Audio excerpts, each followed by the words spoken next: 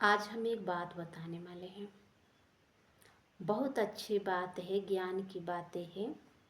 ज्ञान की बातें सुनना भी चाहिए और कोई सुनावे तो उन्हें धन्यवाद भी देना चाहिए, क्योंकि ज्ञान की बातें जब हम सुनते हैं तो हमारे अंदर के अज्ञानता मिट जाती है।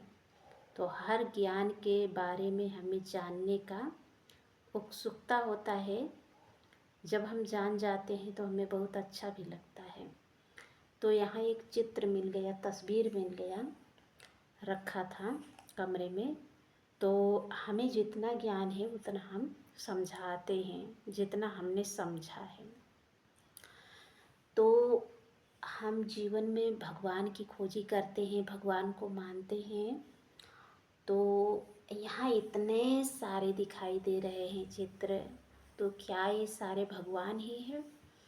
तो हम जानते हैं यहाँ जैसे सबका मालिक एक, फिर क्यों बटा हुआ संसार है।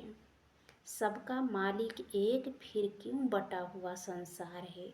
सही बात है कि हम कहते हैं कि वन गॉड, वन फैमिली, भगवान एक है तो उनके हम संतान भी सभी एक हैं।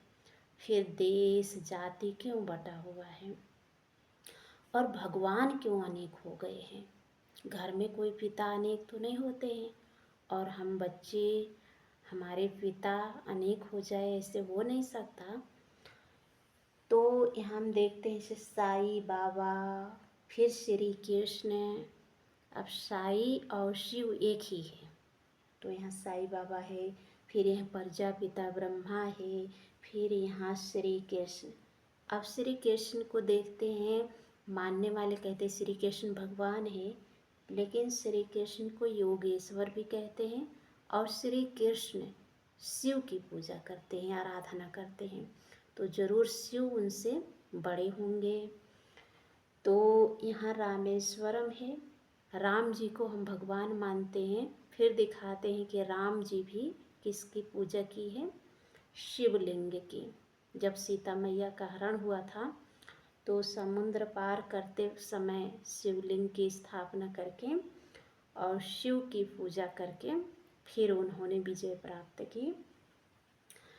तो यहाँ है गुरु रविदास, इन्होंने भी ध्यान किया है, एक परमात्मा से ध्यान लगाया है।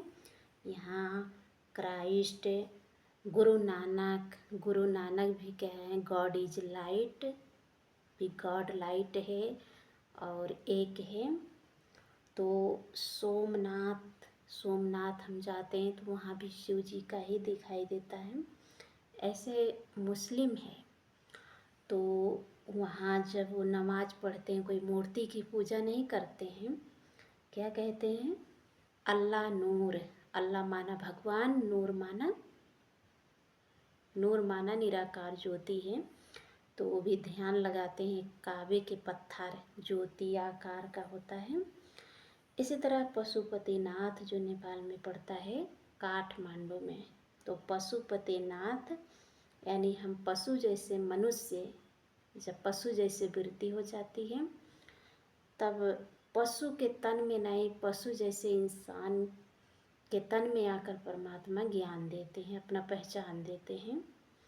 और गौतम बुद्ध भी एक लाइट ज्योति जगा के उन्होंने भी ध्यान किया है एक परमात्मा का।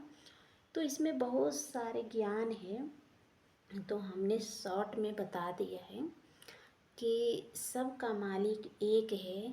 वे सभी देवी देवताओं का रचना करने वाला डायरेक्टर परमपिता परमात्मा है और हम सभी उनके संतान हैं।